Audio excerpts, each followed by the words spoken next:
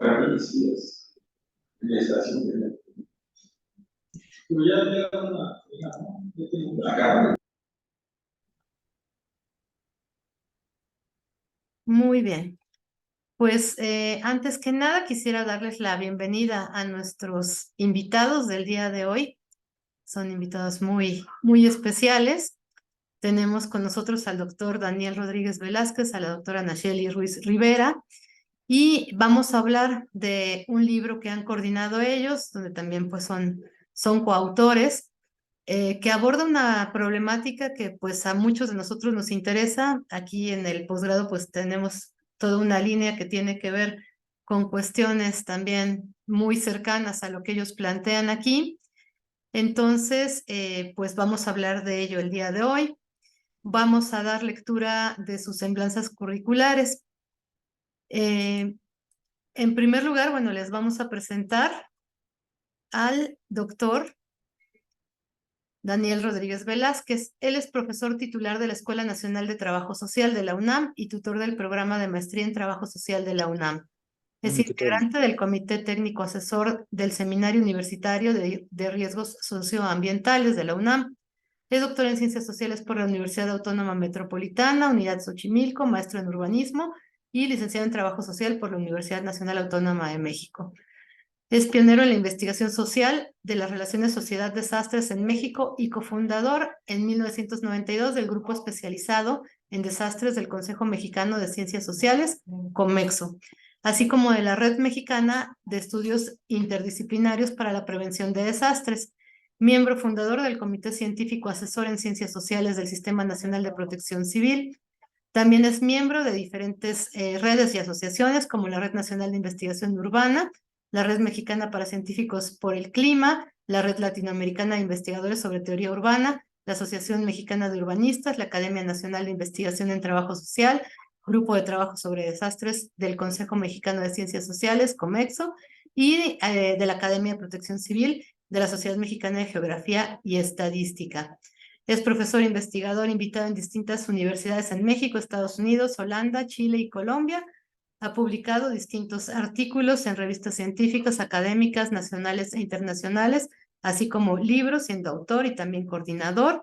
Respecto a cuestiones de desastre, como entendidos estos como procesos complejos, aspectos de prevención y recuperación, vinculaciones con vulnerabilidad y cambio climático, procesos socioterritoriales y políticos, desplazamiento interno forzado, así como en materia de políticas públicas y participación social.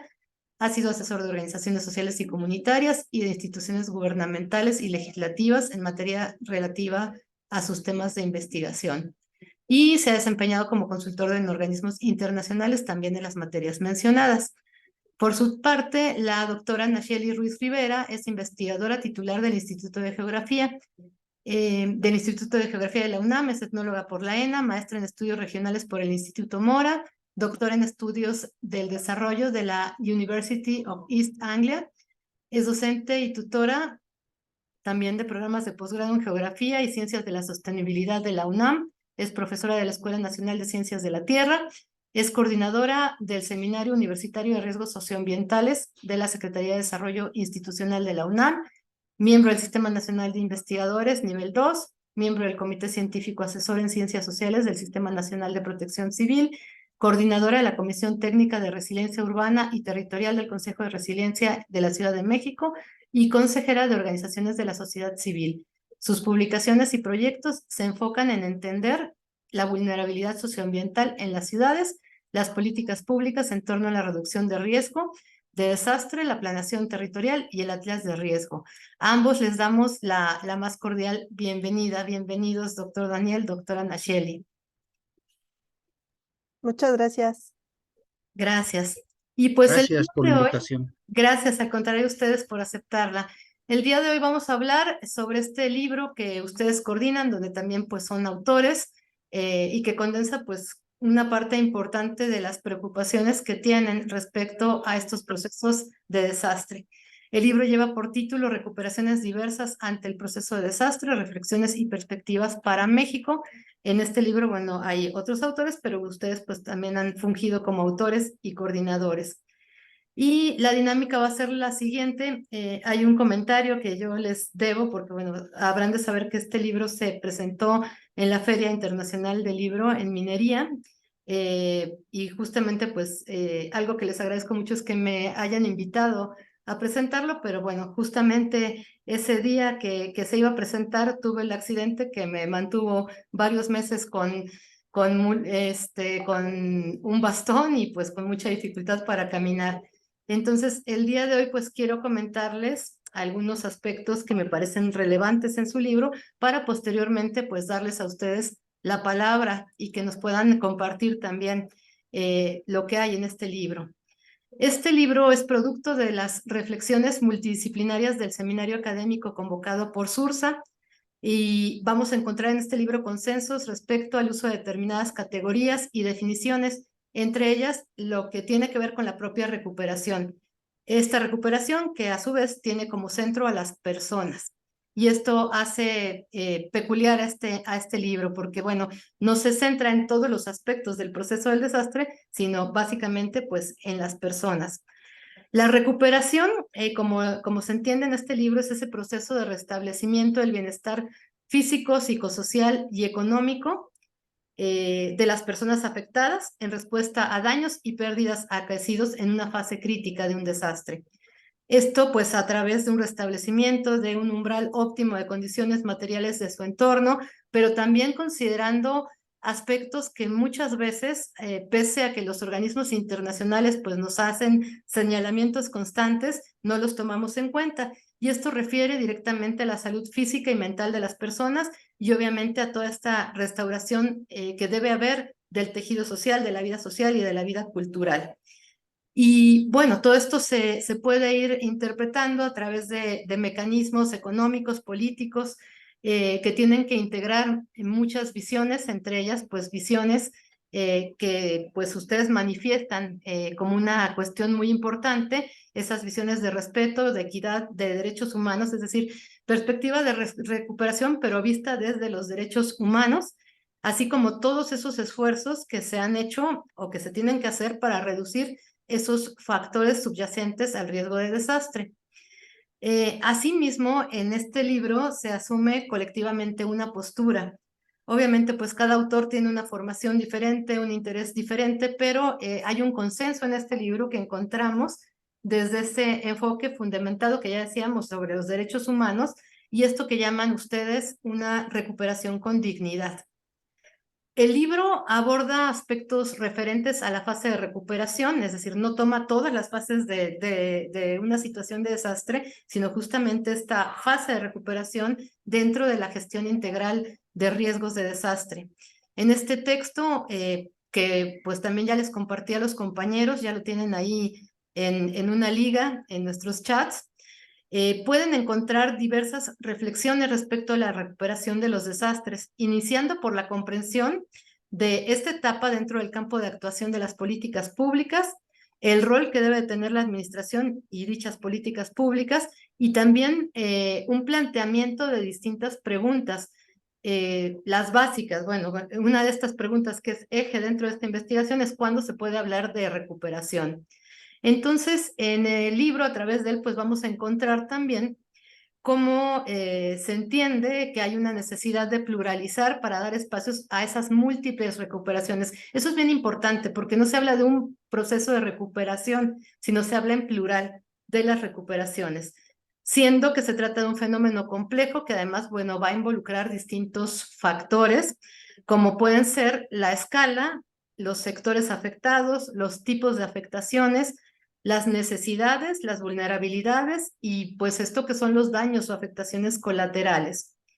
Se aborda también en el libro la dimensión política y el rol de la administración pública en este proceso, sobre todo en la parte donde se evalúan los daños y las necesidades, los mecanismos de financiamiento, las acciones encaminadas a la recuperación y a la inclusión de las poblaciones afectadas en la toma de decisiones, que esto pues en toda política pública siempre es fundamental. No se puede avanzar en una política pública si no se toma en cuenta pues a las personas que pueden ser afectadas o beneficiadas por dicha política pública.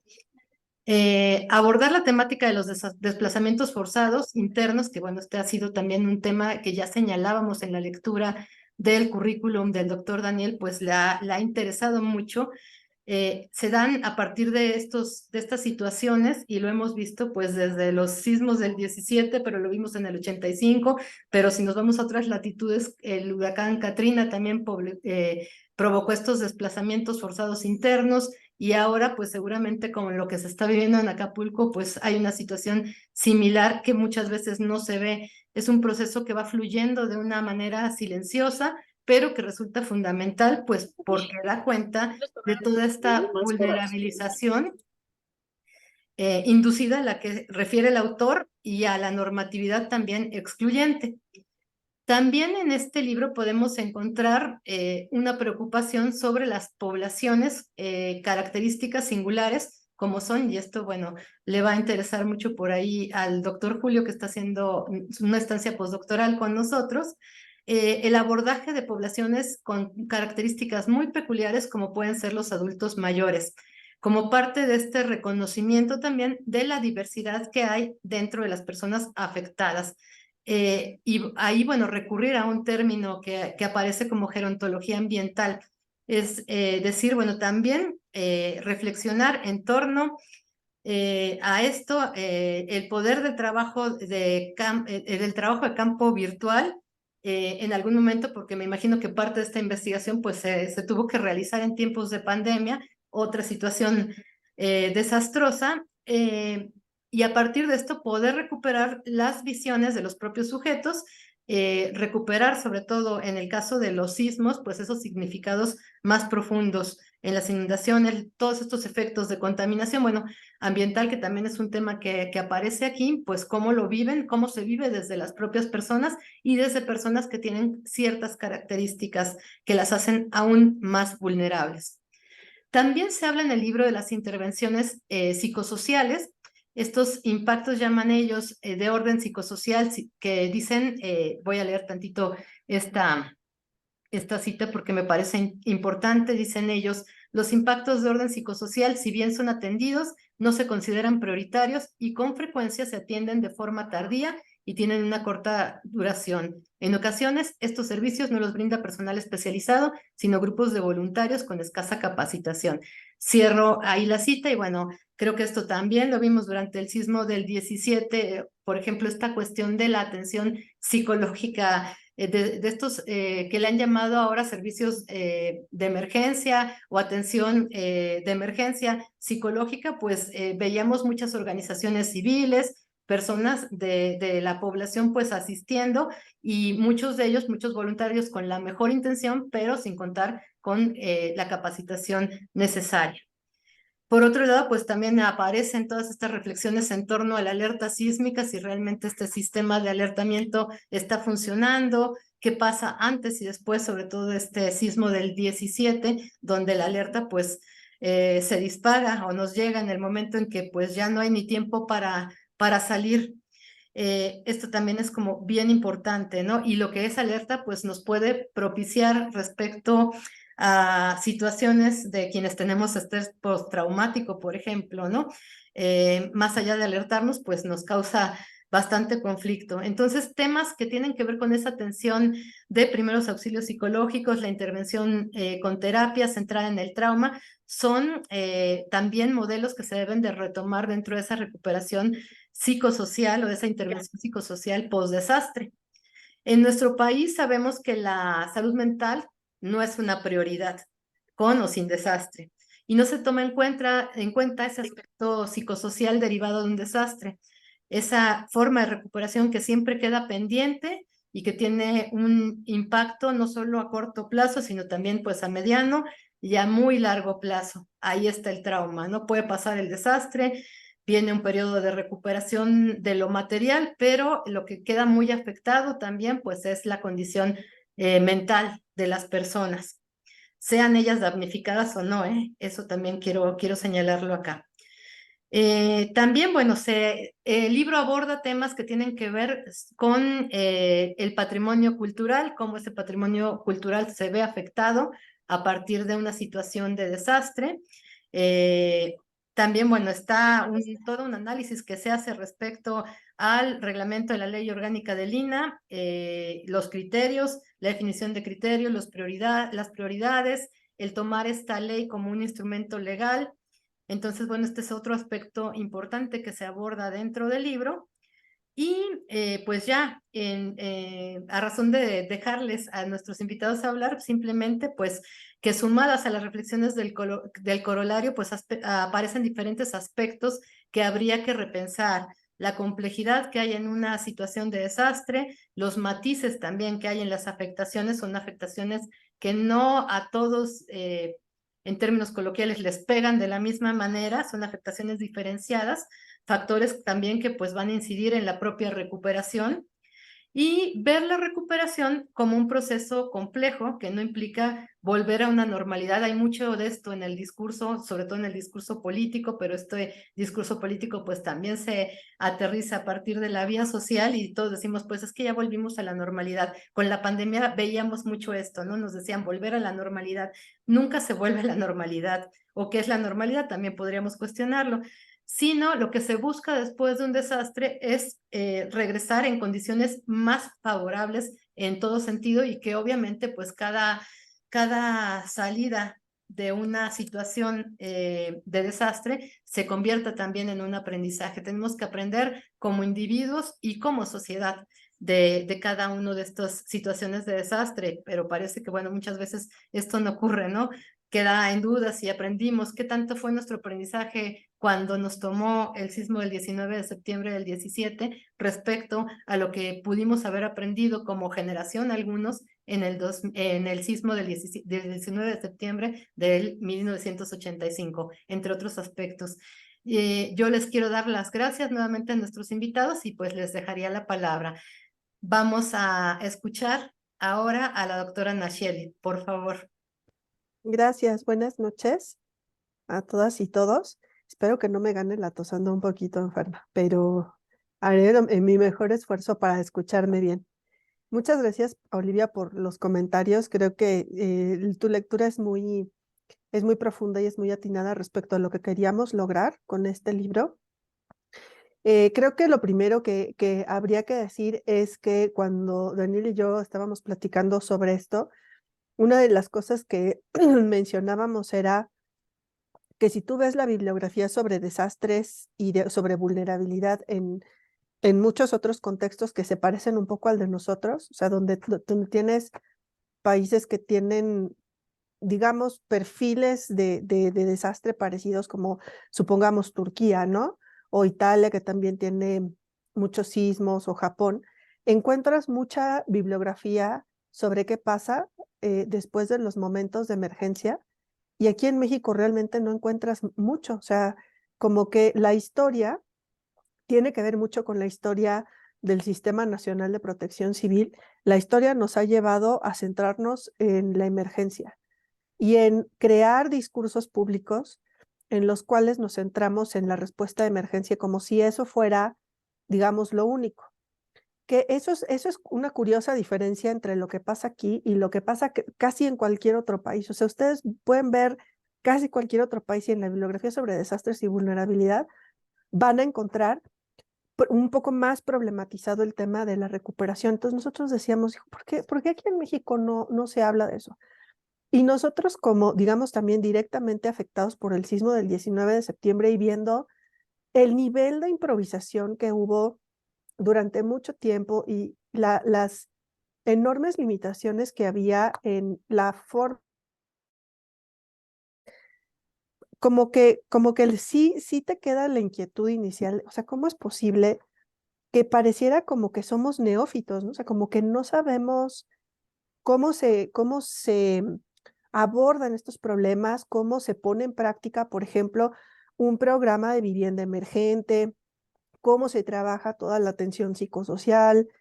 Y creo que a raíz de eso es que sale la idea de hacer un libro con las personas que en su momento invitamos, que en algunos casos eran personas que habían tenido experiencia en la gestión del proceso de desastre, y en otros casos eran, digamos, gente, pues, expertos, en un caso fue un antropólogo el que hizo el corolario, ¿no? Que son antropólogos de desastres, especializados en desastres. Y en otros casos, lo que pasa es que además hay que decir que no todos los que invitamos están en el libro. Al final, obviamente hubo gente que no aceptó o que no pudo participar por razones personales o cosas así, pero por ejemplo, una de las cosas que nosotros queríamos hacer era meter temas como, por ejemplo, el tema de género. O sea, ¿qué pasa del impacto en género y también qué pasaba con el proceso de planeación urbana? O sea, había temas que en su momento invitamos inicialmente pensando como en esta integralidad de ese proceso de recuperación y que en algunos casos estuvo como muy bien materializado y en otros casos ni siquiera pudimos encontrar quién lo pudiera hacer. O sea, llegamos a ese punto de que no encontrábamos quién pudiera trabajar ciertos temas.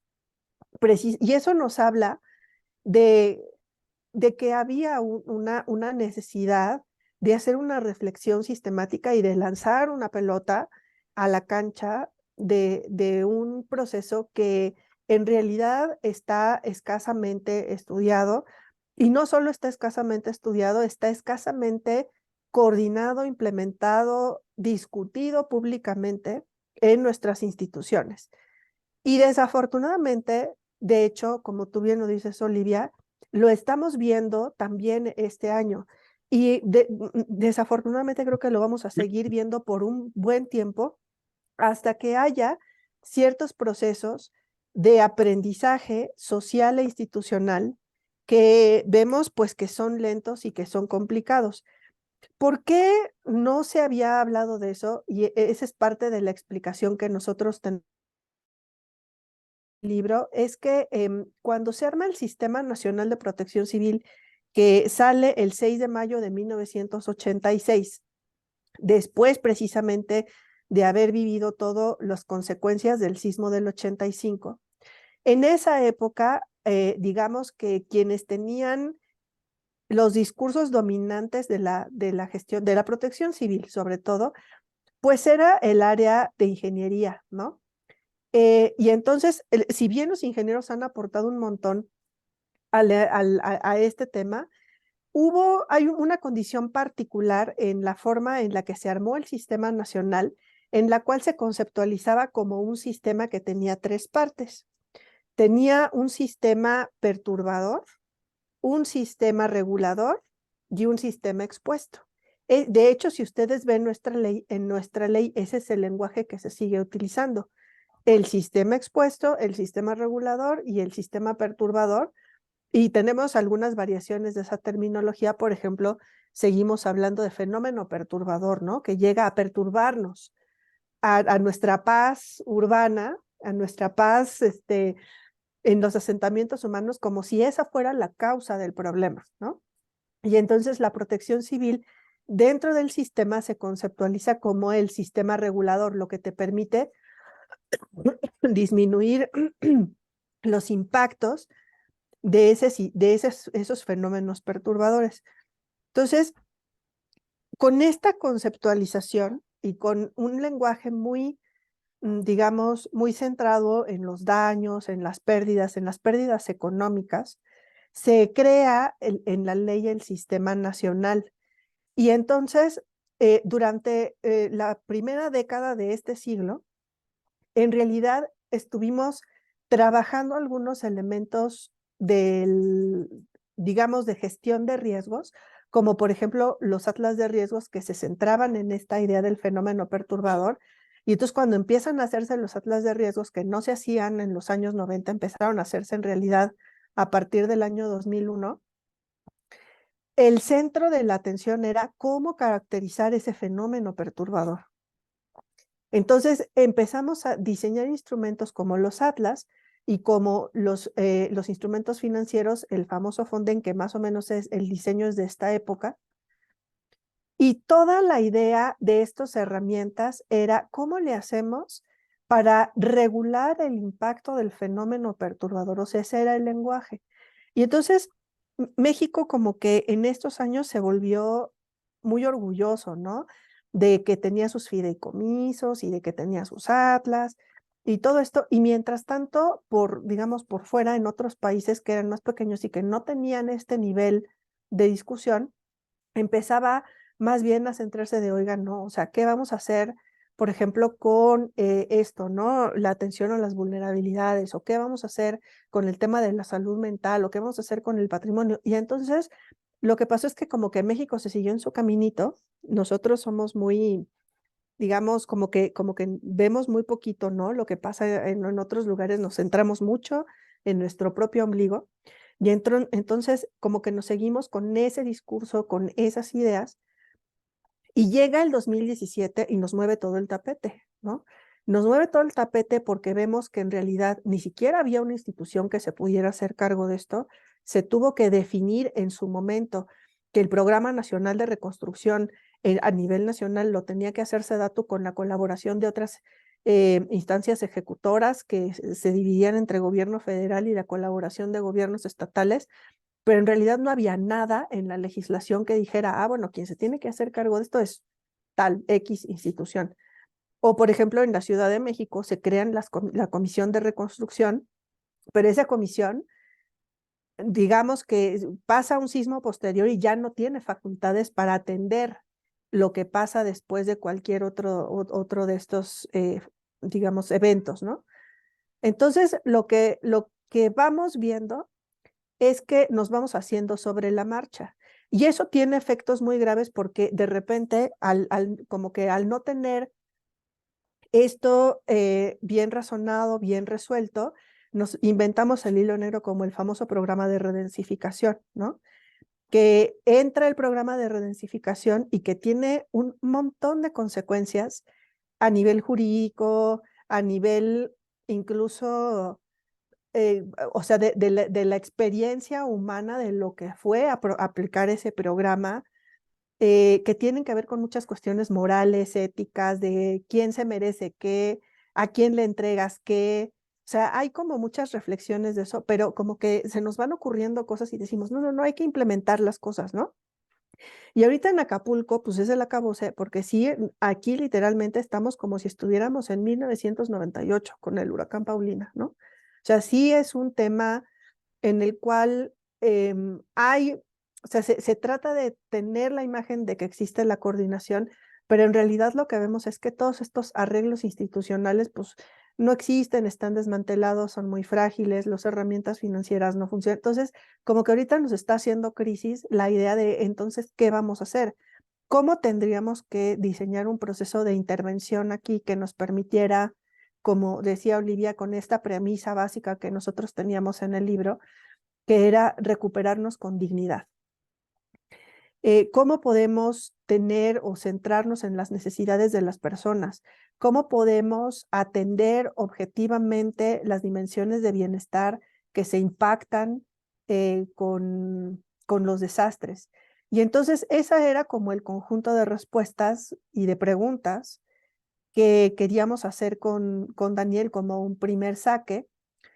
Y una de las cosas con las que quiero finalizar es que parte de lo que queríamos hacer era justamente rescatar bibliografía que, como está en inglés, se lee muy poco en México.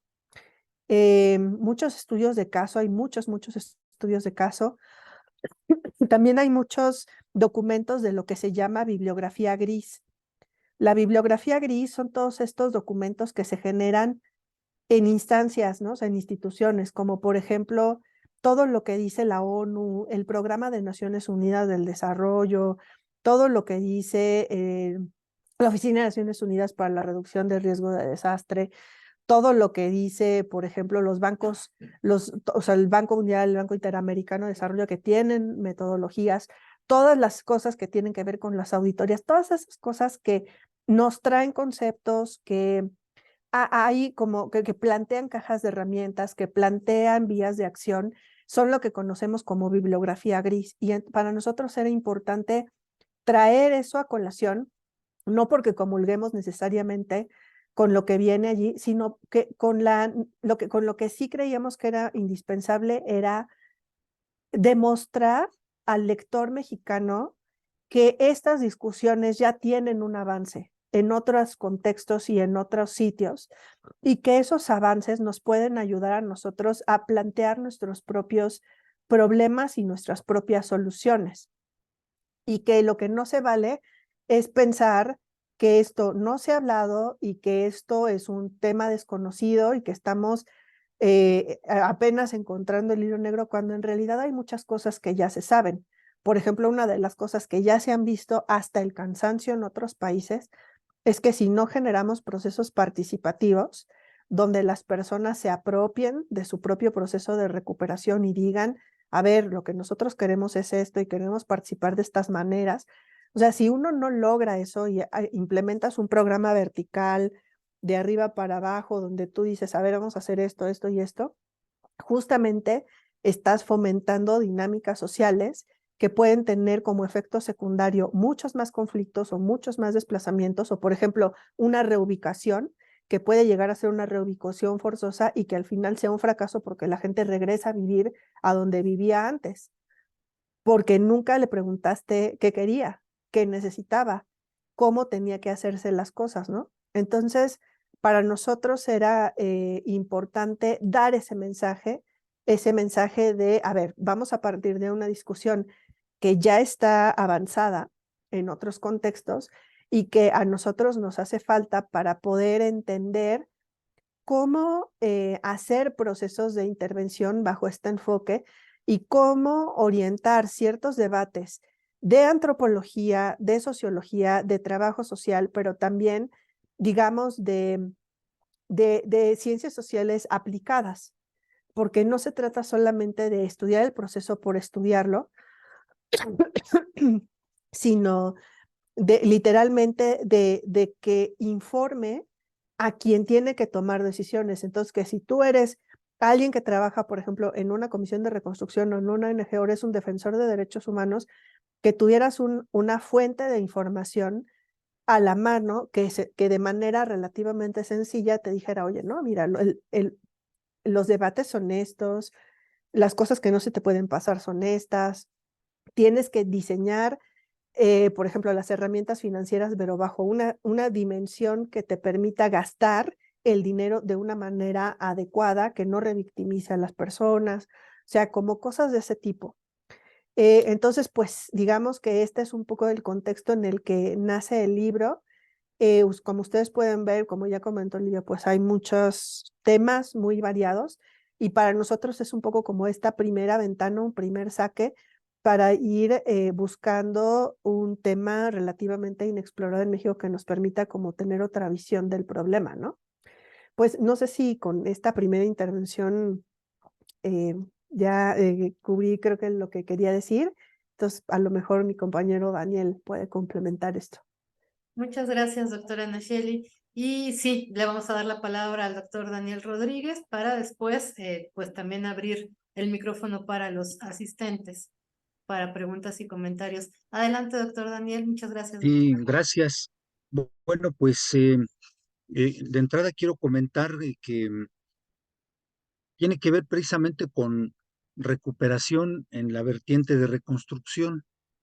Cuando conocí a la doctora Olivia Domínguez, aquel foro de reconstrucción participativa que se organizó en la ENA, promovido con organizaciones vecinales, fue complicado ahí que hubiera de diversas vertientes de las organizaciones de damnificados, que ya había algunas situaciones complicadas en ese momento, de academia un poco menos, la verdad, en fin.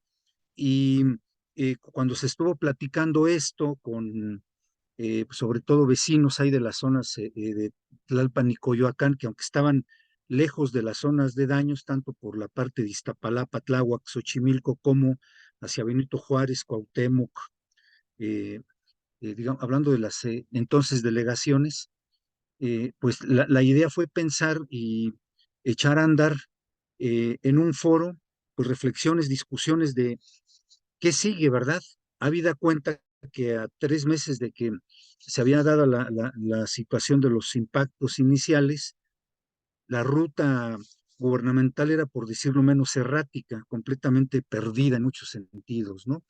Relacionado buena parte con lo que comenta Nacheli de pues ese enfoque con que nace el Sistema Nacional de Protección Civil y pues conectado, por supuesto, con la idea de gobernabilidad y de control social y administrar la crisis, no entrarle a la discusión a una forma de hacer la política pública diferente y que además tiraba por la borda, he sido una reflexión que yo sostengo. No hubo aprendizajes de la reconstrucción en Ciudad de México del 85, en los años subsecuentes, ¿no? Era como volver a inventar casi el hilo negro, pues, ¿no? Vamos a ver qué se nos ocurre, en fin, ¿no? Bien, pues en ese marco, bueno, nos conocimos y se conecta con esto porque me parece importante también, eh, además de lo que ya se comentó por Nachel y la muy precisa descripción de los contenidos del libro que hace Olivia en sus comentarios, eh, tomar en cuenta que nuestro país, además de esta evasión en literatura que ya se refirió, también ha persistido esta orientación de que el desastre se va a entender como amenaza externa. Por lo tanto, pues algo que se requiere hacer es aplicar un enfoque de seguridad nacional que, ojo, no es nuevo. Desde el primer Plan Nacional de Desarrollo de 1983, antecedido por el Plan Global de Desarrollo de 1980, la filosofía política, digámoslo así, del Estado, su doctrina frente a desastre, se fue consolidando como una tarea primordial, ojo, en la atención inmediata y de carácter pues muy coyuntural y de corto plazo, pero muy corto, valga la redundancia, en Fuerzas Armadas. Entonces, eh, se da todo este asunto de que el plan DN3 es el que conduce el plan Marina, en fin, ahora el de Guardia Nacional, y con esto se pretendía de alguna manera solventar la intervención del Estado, descuidándose todo lo demás, por supuesto, la prevención y en materia de recuperación, eh, este vacío que cuando Nacheli comenta de el Programa Nacional de Reconstrucción en este sexenio y las situaciones en Distrito Federal, ahora Ciudad de México, pues tenemos que en aquella época del 85-88, que fueron los años, digamos, de mayor impulso de la reconstrucción en Tlatelolco, unidades habitacionales eh, ya estaban en la mira, ¿verdad?, de alguna manera de crisis y de recuperación. El multifamiliar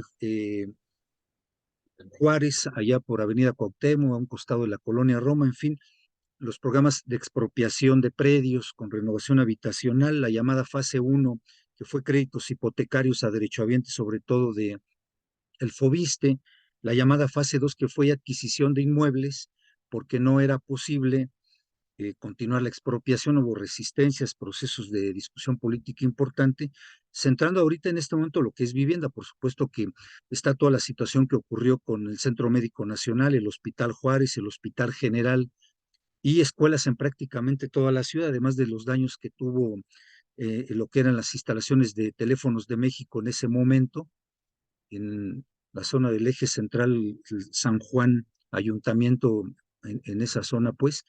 Eh,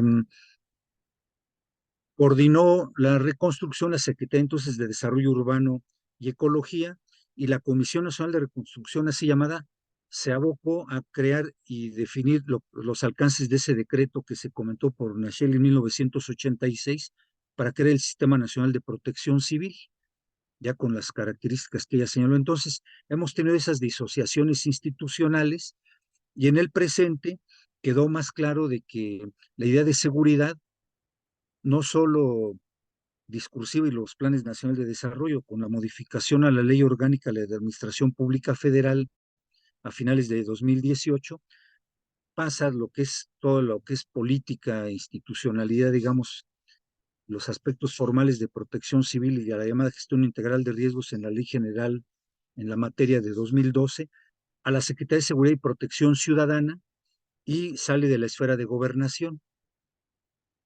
El gobierno interno, digamos, el ministro del Interior en otros países, pues se hacía cargo de alguna manera de coordinar acciones, pero de respuesta desde la Ley General de Población del 74. Pero mientras, eh, termino esta breve historia, recuperación e incluso reconstrucción sin una consistencia institucional, yo no diría nada más jurídica y los marcos que se establecen cuando dicen es robusta la normatividad, pues es robusta desde un enfoque formal, pero no de aplicación ni de un diseño conjunto con sociedad y de debates más amplios. Bien, de esta manera entonces comento que este libro tiene una característica que a mí me pareció y me sigue pareciendo muy importante. eh, no se aprecia pues en la lectura porque pues ya está el resultado, pero con Nacheli se platicaba, bueno, ¿y cómo podemos hacer en estas condiciones de estar en las pantallas y en la distancia? Pues algo así como talleres.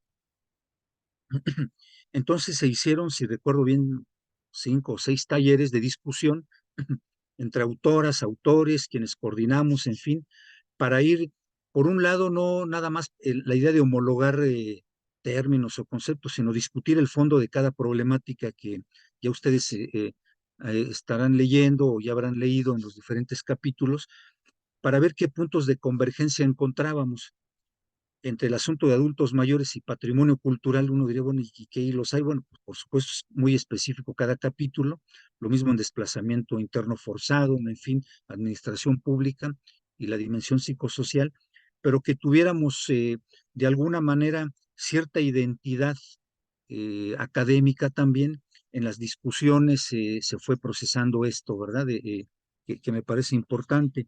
Otra cuestión que quiero también enfatizar es que implicó un encuentro interdisciplinario e intergeneracional. Por un lado, por las disciplinas diversas de quienes ahí participamos.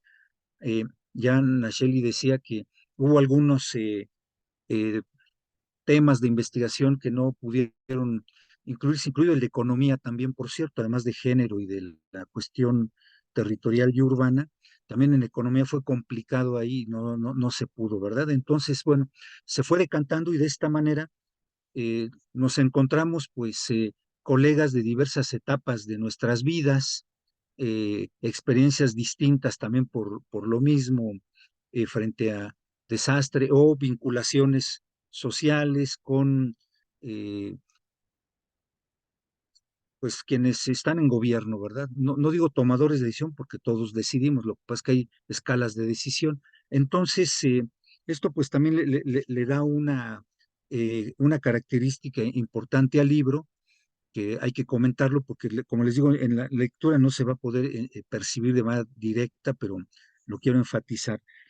Por otro lado, pues también señalar que recuperación denota pues la visión más amplia, porque como sabemos siempre se habla de reconstrucción, casi que ocurre un desastre y en el caso que se ha reiterado del estado de Guerrero con énfasis en Acapulco, recordarán que en pocos días eh, de emitirse la declaratoria de emergencia, luego se publicó en Diario Oficial la terminación de la emergencia. Y vaya que en 2017 supimos que la emergencia se prolongaba, pero por tiempo y por años, pues, ¿no?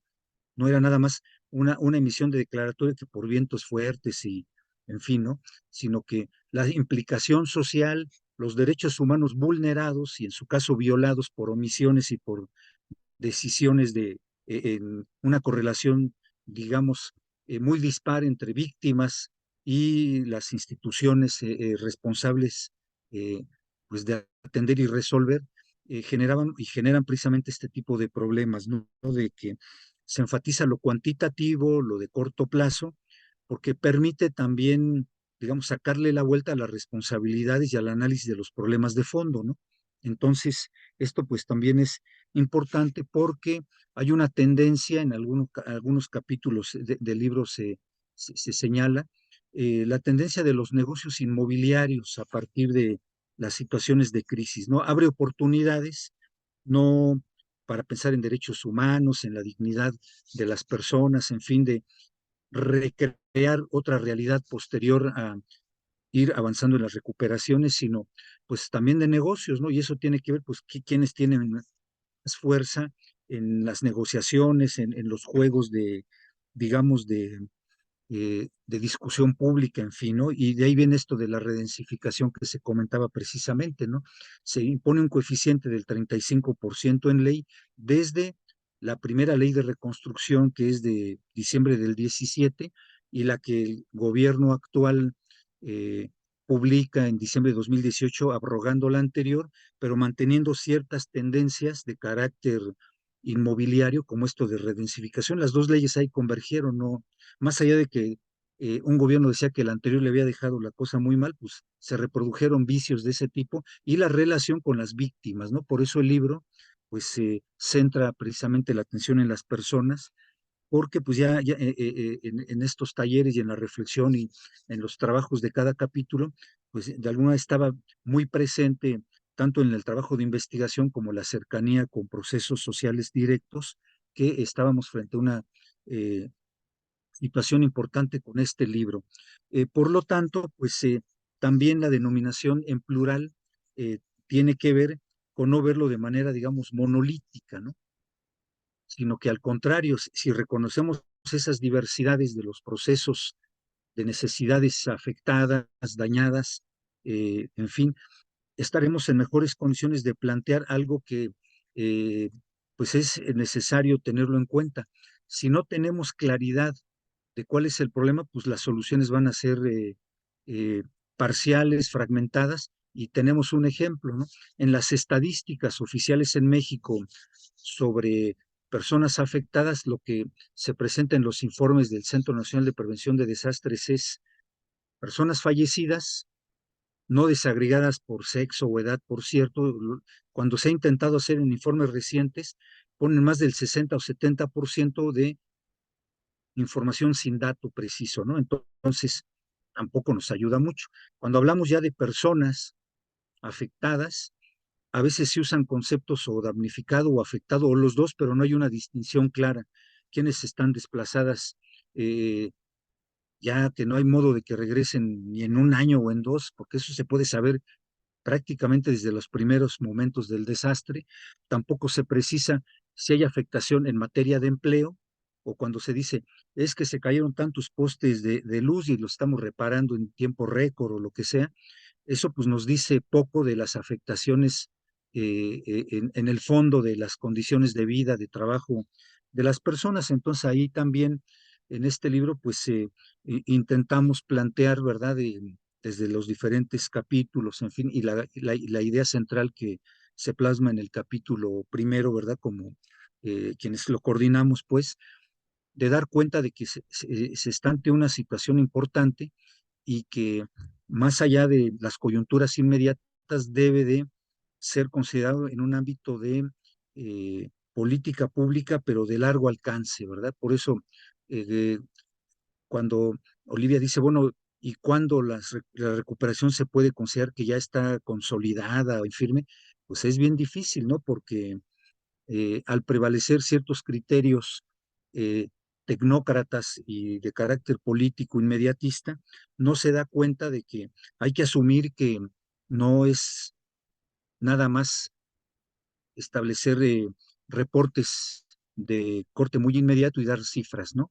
Y estamos viéndolo con la Comisión de Reconstrucción de Ciudad de México, que en la plataforma, por ejemplo, no hay datos desagregados, se habla de viviendas, bueno, cuántas personas, quiénes son, qué condiciones, qué características tienen en el ámbito de vivienda, pues es algo que no han solventado del todo en su propia plataforma, ¿no? Entonces, sus bases de datos acaban siendo pues un tanto gelatinosas a casi, a más de 6 años, ¿verdad? Eh, eh, del desastre. Y eso indica que la idea de recuperación queda muy condicionada a, pues, vamos a dar una respuesta que ya nos vayamos quitando la presión mediática, vamos fragmentando, porque es otra práctica que hay que señalar a las personas que se organizan desde su condición de víctimas, pues para poder administrar la crisis mejor, ¿no? Entonces eso no es recuperación, eso es imposición de medidas de corto plazo que a la larga no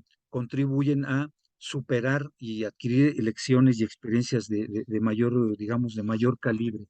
Bien, por otro lado, pues por supuesto, ya para ir terminando, la complejidad de los procesos de recuperación que, como se puede observar en el libro, en cada capítulo no hay así como quien dice algo que sea determinante, de decir, ya encontramos la solución última, ¿no? Sino se abre la puerta para problematizar, reflexionar, eh, reconocer de alguna manera teóricamente, también con información empírica, que hay desafíos abiertos, que puede haber eh, eh, algunas respuestas que hay que construir, porque este libro tampoco plantea hablar de prácticas exitosas, por ejemplo, ¿no? Eso es importante decirlo, sino señalar que para el caso mexicano, pues hay que trabajarle más, porque lo de menos sería hacer un análisis comparativo cuando dicen, bueno, ¿y cuál recuperación es más exitosa después de los sismos? ¿La de Chile o la de Haití? Por supuesto, hay evidencias que en Haití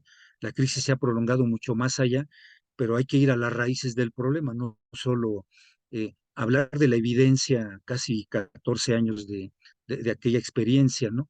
Casos como Italia, en una localidad, pues hubo soluciones de comando militar, no que hubiera la bota encima de los habitantes, sino cómo se administró la crisis para luego generar procesos de reubicación fuera de la zona que impidió cualquier posibilidad de recuperación integral de la población, sino ya fue una imposición y ahora se van para otro lado porque pues aquí va a haber negocios, ¿no? De alguna manera eso también ha estado en parte de las agendas.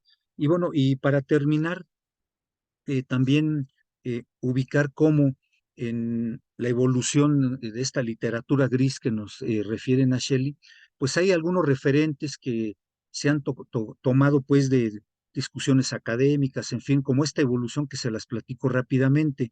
En los años 70, la Oficina de Naciones Unidas para esta materia de desastre se centraba en el socorro, ¿verdad?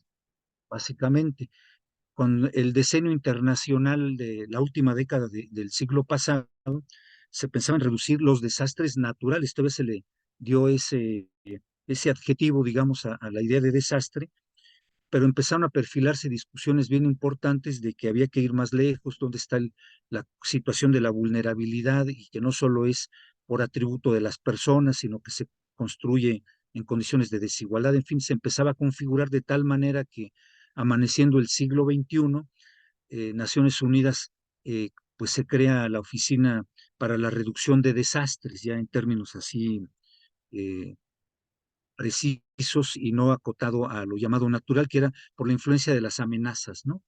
Y ya, pues en tiempos más recientes, ya la oficina es la reducción del riesgo de desastre a partir de lo que se fue procesando en el marco de Hyogo, ahora el de Sendai, pero que tiene, subyacen ahí también discusiones desde ciencias sociales.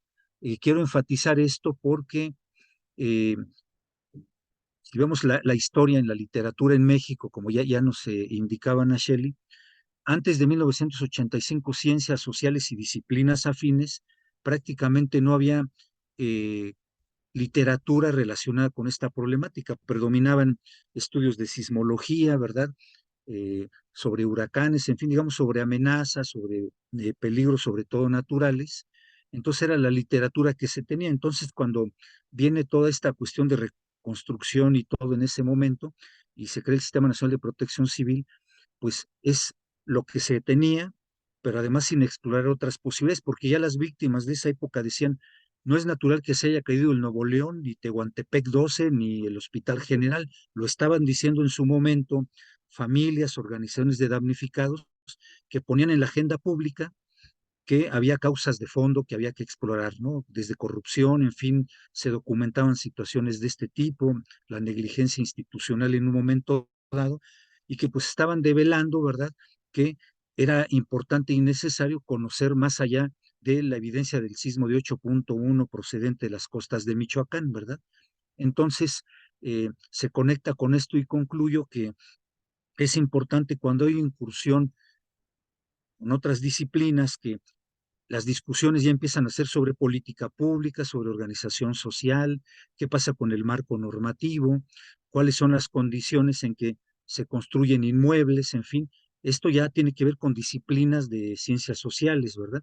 Cuando hay convergencia con colegas de ingenierías, de estudios de sismología, de atmósfera, en fin, se enriquece por supuesto, ¿no? Pero sí fue importante para la historia de nuestro país que desde este conjunto de disciplinas vinculadas al estudio de problemáticas sociales en sentido amplio, que se dijera, estamos aquí presentes y estamos documentando, y fue cuando se generan las primeras publicaciones, sobre todo en el año 86 y en adelante, con mucha discontinuidad, por cierto, ¿no? Que eh, un paréntesis aquí breve, cuando ocurren las explosiones de abril de 1992 en Guadalajara, hay una especie de nuevo relanzamiento de ciencias sociales, porque con la reconstrucción relativamente exitosa, digo relativamente porque tampoco es así como para decir ya era lo máximo en la historia, como que hubo un cierto repliegue, ¿no? Y colegas de varias instituciones universitarias, pues consideraban que de alguna manera, pues se había cumplido, por decir así,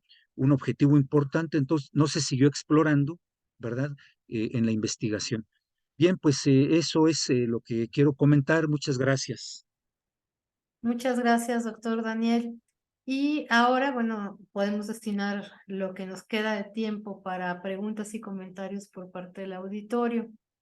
Entonces, bueno, algunos compañeros están en el aula magna y otros más, pues supongo que en camino o en sus casas. Abramos el micrófono entonces.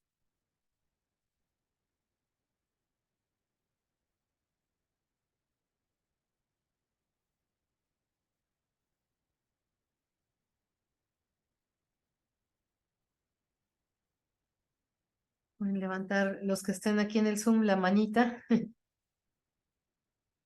Adelante, Eduardo y Miguel.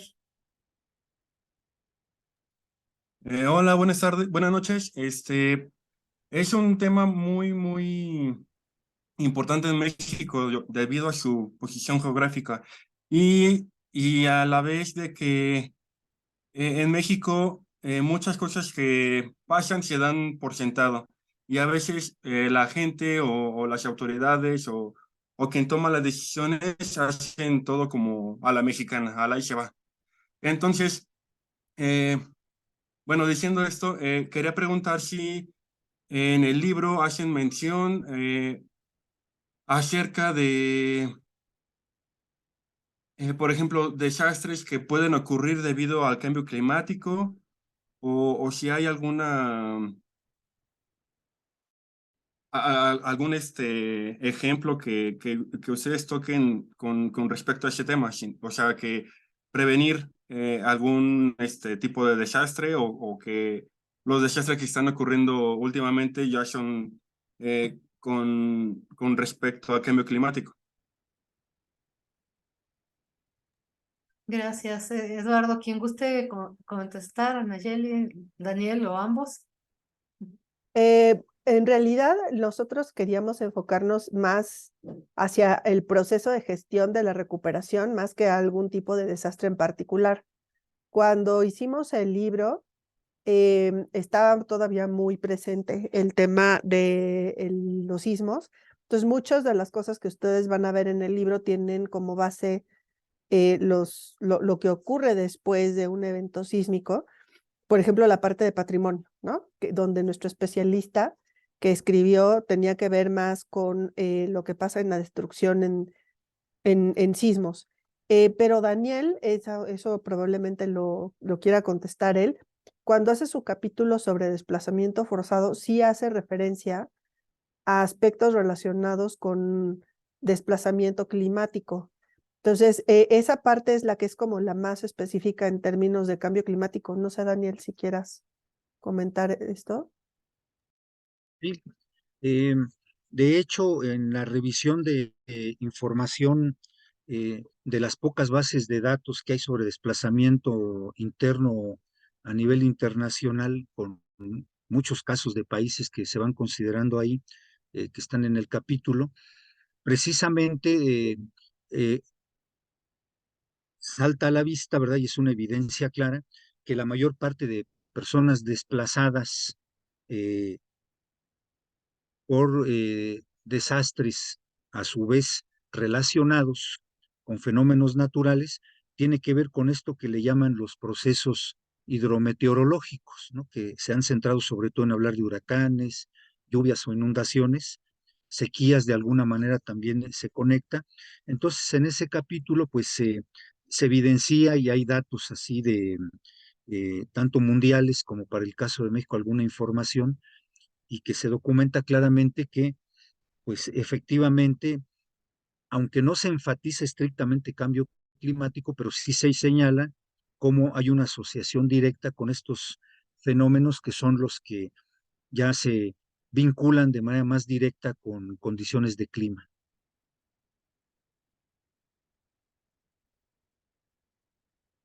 Muchas gracias. Ok, muchas gracias. Gracias a los tres. ¿Alguien más que quiera comentar, participar? ¿Hay pregunta en aula magna? Por Sí, favor, buenas y noches. después Eduardo. Sí, buenas noches. Pues muchas gracias por su presentación, doctores, doctora y doctor Daniel. Aquí en el posgrado seguimos muy de cerca sus publicaciones, sus foros, sus trabajos. Y bueno, en esta presentación la doctora Nayeli comienza hablando del Sistema Nacional de Protección Civil. Yo recuerdo particularmente una publicación pues de hace como 5 años, en donde, pues que nace en un foro en donde se hace la propuesta por parte de ustedes y de otros expertos, como el doctor Sergio Puente, la doctora Iracema, en donde se hace la propuesta, después en una publicación, en un artículo, sobre transitar de un sistema nacional de protección civil a un sistema de gestión integral de riesgos.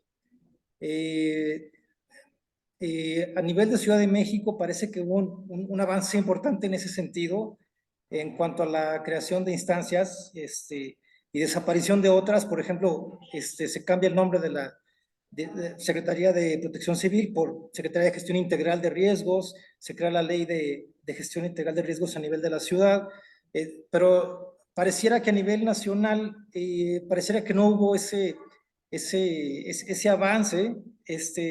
Ustedes que están más cerca de la información, de la toma de decisiones a esos niveles, no sé qué nos podrían comentar al respecto.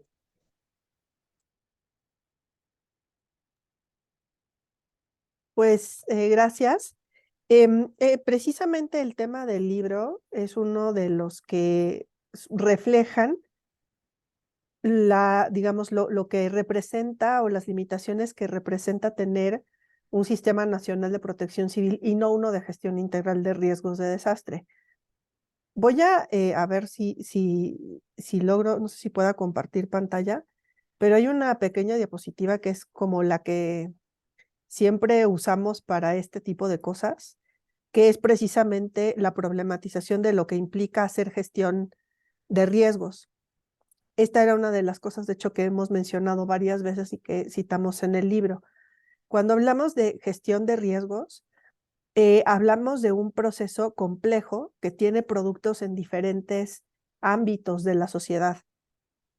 Entonces, lo primero es conocer el riesgo de desastre, obviamente, pero cuando se habla del Sistema Nacional de Protección Civil, en realidad nos estamos centrando en el proceso 5, que es responder y rehabilitar, y a veces un poquito en preparar la respuesta. Ese es el núcleo de la protección civil. Preparar la respuesta ante procesos de emergencia que pueden convertirse en desastre.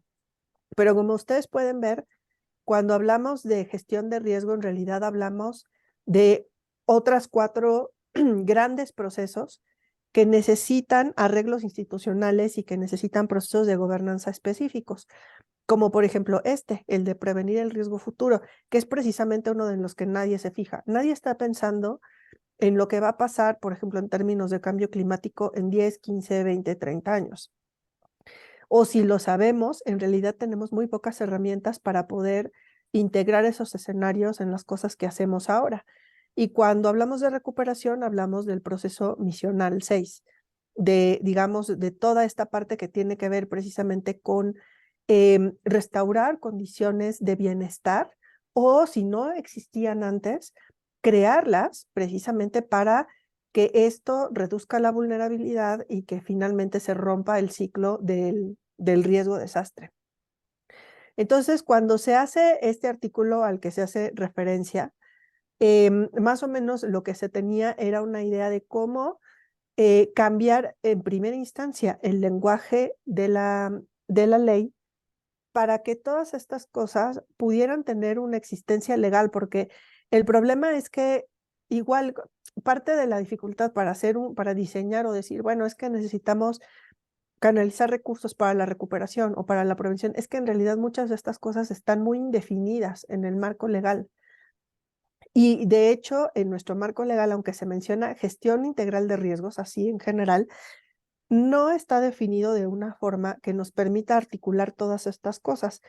Cuando intentamos nosotros incidir en varios procesos de renovación de la ley general, de hecho, parte de las discusiones era cómo cambiar los conceptos de tal manera que nos permitiera, por ejemplo, generar una cosa que se llamaba Sistema Nacional de Gestión Integral de Riesgos de Desastre, que suena así como, pues sí, pues igual que el SINAPROC, que el de Protección Civil, y en realidad es diferentísimo. O sea, generar instituciones para hacer gestión integral de riesgos de desastre no tiene nada que ver con las que se hacen en Protección Civil, porque hacer gestión de riesgos implica, por ejemplo, que tenemos que tener acuerdos entre los 3 niveles de gobierno y que tenemos que tener en puerta acuerdos con sector privado, con sociedad civil y con, digamos, muchos de estos actores que están fuera del ámbito de gobierno, pero que necesitan tener un reconocimiento como participantes en la gestión integral de los riesgos de desastre. Total que esto, como ustedes saben, pues no se ha concretado en ninguna ley. Daniel y yo hemos estado ya en un par de consultas que se han hecho de diferentes propuestas que se han hecho y como bien señala el compañero que nos hace la pregunta en el aula magna, pues realmente a nivel federal hay muchos problemas para integrar esto en una ley general que pueda tomar esta integralidad de la gestión integral de riesgos, porque necesita reformar instituciones, necesita dedicar presupuestos y, por ejemplo, a mí particularmente, una de las cosas que se me ha hecho cada vez que entro en una consulta, particularmente en algunas consultas anteriores, es que yo puedo sugerir lo que yo quiera, pero que no implique dinero. Entonces dices, bueno, pues entonces ¿de qué se trata? ¿No? O sea, realmente lo que importa es cambiar el papel, pero sin realmente una reflexión más profunda de lo que implica para la ley orgánica de la administración pública, para los presupuestos, a partir de una evaluación de resultados. O sea, eso justo es lo que no está. Y en el caso de la Ciudad de México, como en la de todos los estados, tampoco es que se pueda hacer grandes reformas, porque las reformas legales de todos los estados depende también de las condiciones en las que tengamos la ley general. Entonces, si nosotros queremos, por ejemplo, hacer un concepto de recuperación que pueda implicar esta idea de gestión integral de riesgos de desastre, estamos muy lejos porque la ley define recuperación como un regreso a la normalidad. Y justo lo que nosotros decimos en el libro, si ustedes ven, sobre todo los primeros 2 capítulos, es no puedes plantear que esto es un regreso a la normalidad, porque esa normalidad es la que te llevó en primera instancia a tener todas estas broncas y a generar estas condiciones de desastre. Entonces, pues no, o sea, no nos estamos entendiendo a nivel legal. Entonces, pues creo que ese es uno de los pendientes que quedan y la relación entre academia y sector público, pues está abierta. O sea, nosotros tenemos buena relación con ellos, pero los cambios institucionales que se requieren, desafortunadamente requieren también una voluntad política de muchos actores que en este momento no vemos y que es una cosa complicada de lograr precisamente porque se requiere esta evaluación y esta visión, una visión prospectiva mucho más profunda de lo que realmente se tiene en este momento, ¿no? Daniel. Sí, bien, pues igual que en la pregunta anterior, gracias por las preguntas. Bueno, pues digamos en 2 sentidos. Una, por la parte propiamente legislativa. El, como ya se refirió, ¿verdad? se hizo una especie de grupo de trabajo, hicimos propuestas, se enviaron a los candidatos de esa época, quienes tenían las candidaturas, y bueno, pues no hubo mucho caso. Yo comentaba hace un momento que con la reforma a la ley de la Administración Pública Federal, pues ya había una especie de respuesta indirecta a lo que proponíamos, no éramos los interlocutores, digamos, más importantes, pero bueno, ante lo que se había recibido, lo que se había planteado, pues en la reforma a esta ley es el paso de la Secretaría de Gobernación a la Secretaría de Seguridad y Protección Ciudadana. Se platicó con eh, eh, senadores, en fin, sí vamos a tomar en cuenta lo que nos dicen, como dicen a Shelley, hay buena relación, pero bueno, es de esa que nos van dando la palmadita para que ya nos vayamos saliendo de la sala de trabajo, digámoslo así. Bueno, entonces, también tenemos que en 2019, y es importante comentarlo porque en este momento hay dos iniciativas en proceso legislativo.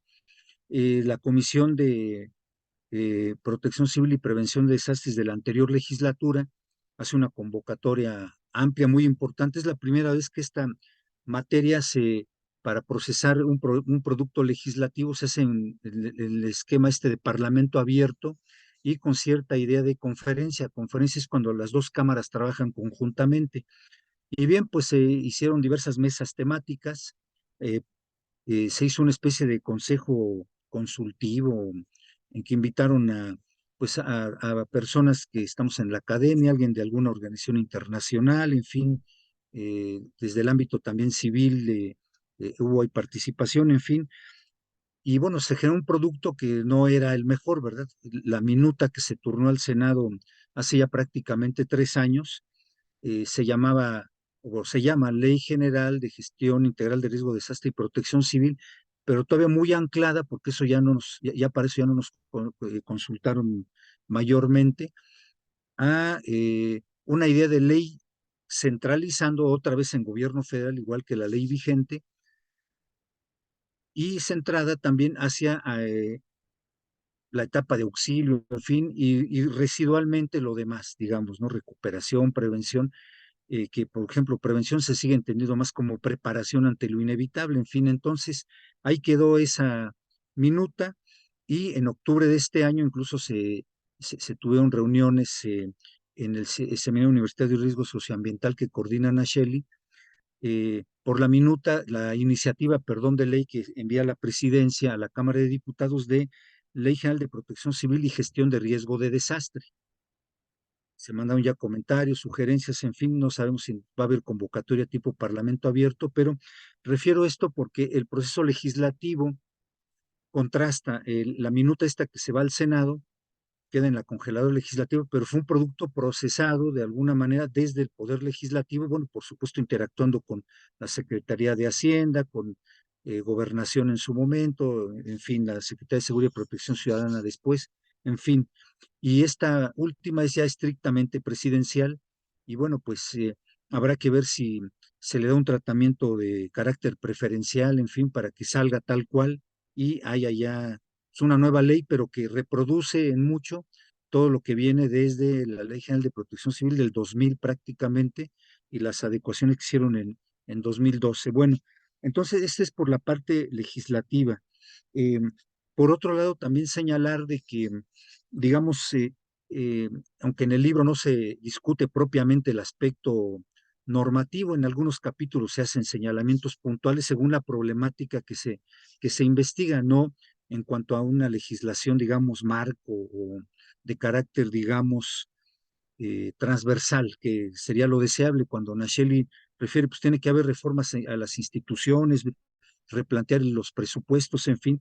Tenemos, por ejemplo, cómo persiste en este momento en el presupuesto de egresos, aún con la desaparición de los fideicomisos de Fonden, Fondo de Desastres Naturales, así llamado, y el de Fondo de Prevención de Desastres Naturales, predomina de todas maneras en las asignaciones cerca del 90% para acciones de reconstrucción, digámoslo así, y atención, y 5% o menos para prevención, aunque sean de carácter formal estos instrumentos que tienen pues manejos discrecionales, en fin, ahí hay toda una problemática y que no está en el libro tampoco, pero nos está mostrando cómo persiste la idea, digamos, de fondo de administrar las crisis en términos de las reacciones inmediatas, con las improvisaciones que sabemos y que Acapulco lo está develando nuevamente. Bueno, Guerrero, no solo Acapulco, ¿no?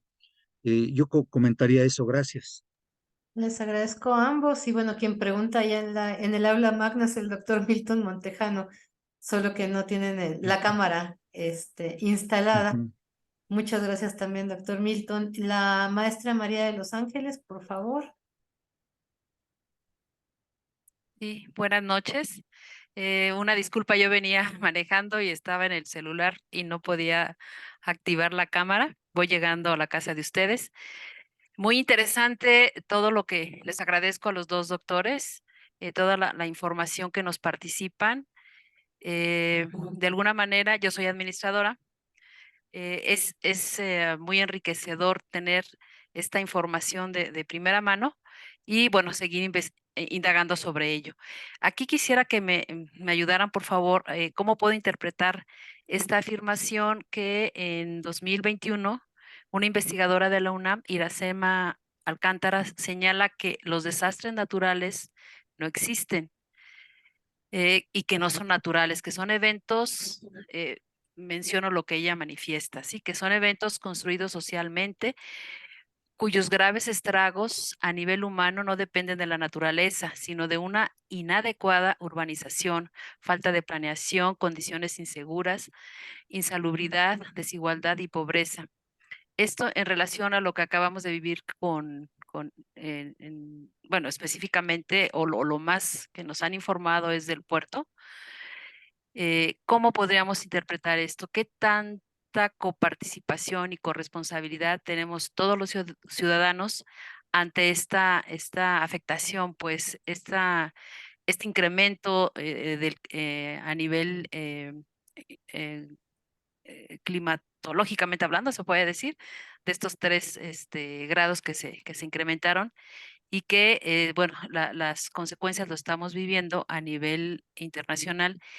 Y específicamente señalaban algunos estudiosos también, valga la redundancia, que México, por la ubicación geográfica, es donde más vamos a sentir estos estragos. Muchas gracias. ¿Empiezo yo? Sí.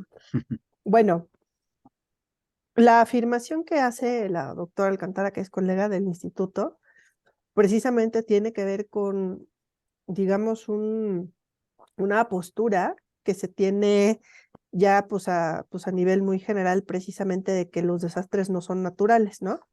De hecho, una de las cosas que seguramente lo vio en el documento es que se busca erradicar un poco la expresión desastre natural, precisamente por las cosas que ella señala en el documento que corresponden a unas metodologías en las cuales ella ha sido pionera a nivel internacional, que se llaman metodologías FORIN o investigación forense de desastres.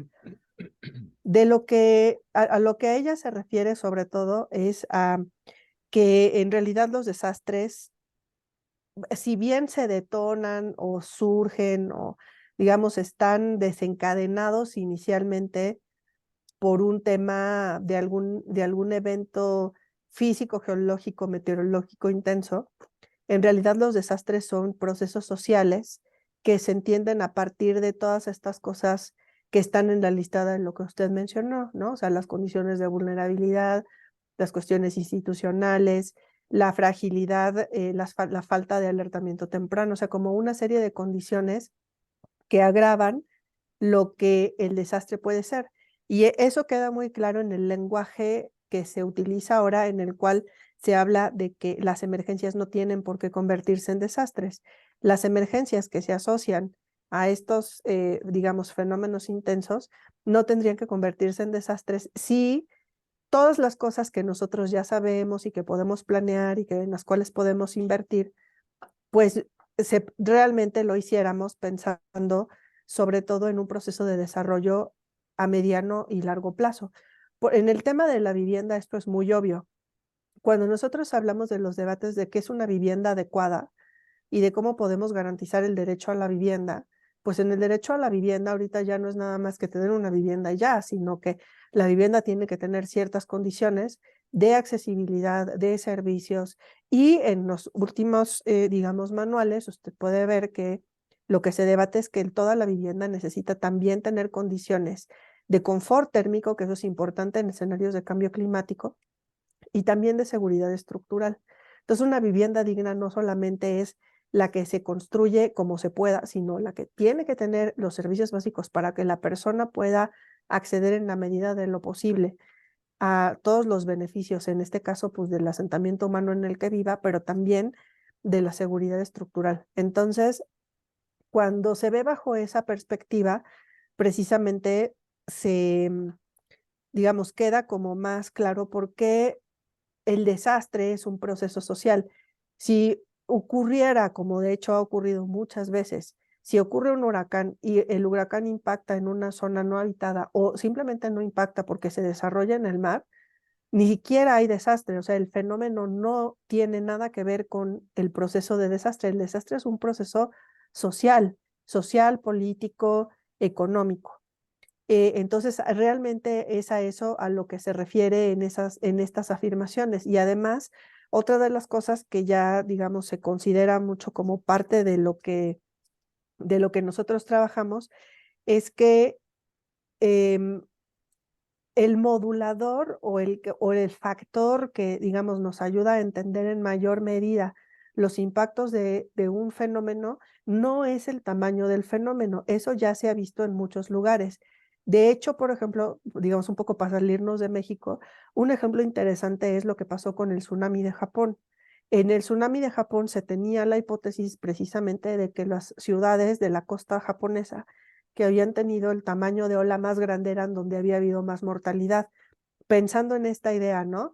De que entre más intenso sea el fenómeno, más es la mortalidad, y en realidad hay un autor muy conocido que estudia ese desastre en particular y nos señala, no, o sea, hay un factor que es mucho más explicativo de la mortalidad y es la cohesión social o lo que él llama capital social. Las ciudades que tenían proxies de capital social más bajo, como por ejemplo una mayor tasa de delincuencia, tenían indicadores de mortalidad mucho más altos que las ciudades que mostraban mayor cohesión social. Y eso tiene que ver con que en realidad los primeros respondientes no son las áreas de protección civil, somos nosotros mismos.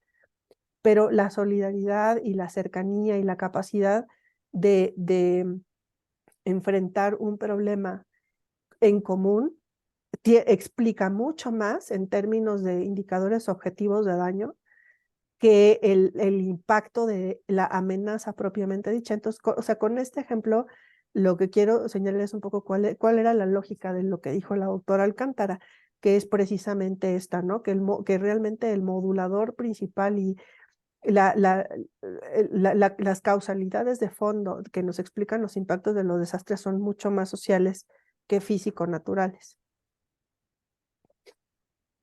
Sí, agregaría de manera muy puntual también lo siguiente. Pues se parte del hecho que los desastres son sociales.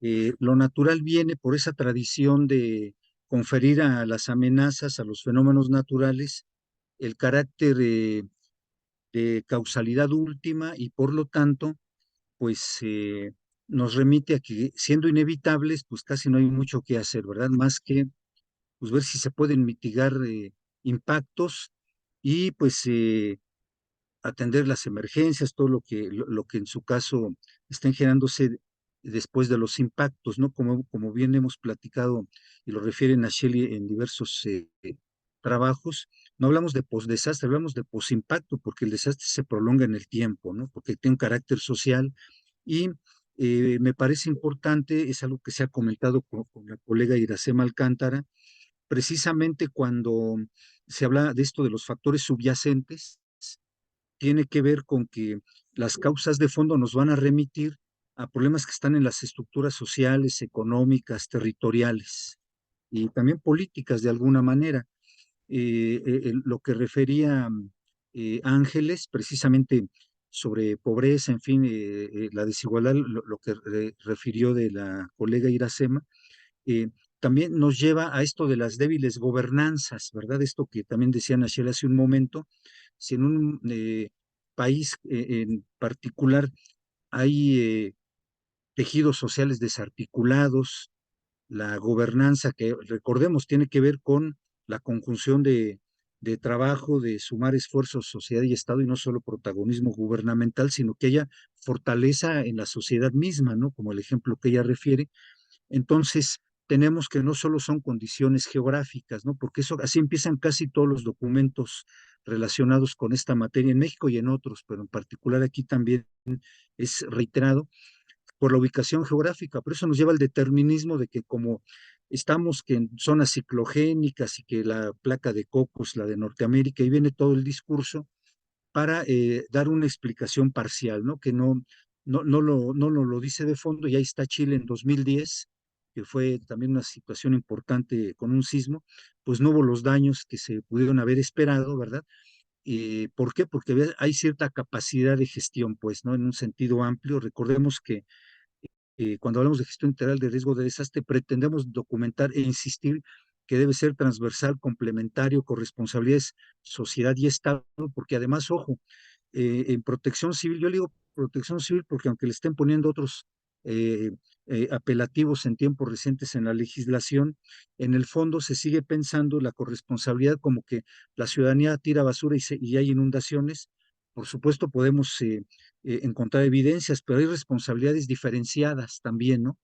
Así como cuando se ha discutido el cambio climático, responsabilidades compartidas, pero diferenciadas porque hay países que están generando mayor emisión de gases de efecto invernadero, por ejemplo, también en este caso, las vulnerabilidades más profundas, la persistencia de daños, la prolongación en el tiempo y en la calidad de vida y las personas, también ya no solo dependen estrictamente de las comunidades y de las personas, sino cómo las instituciones se están organizando en tanto que tienen delegación por la sociedad, les delegamos responsabilidades, se les paga con recursos públicos a servidores públicos, en fin.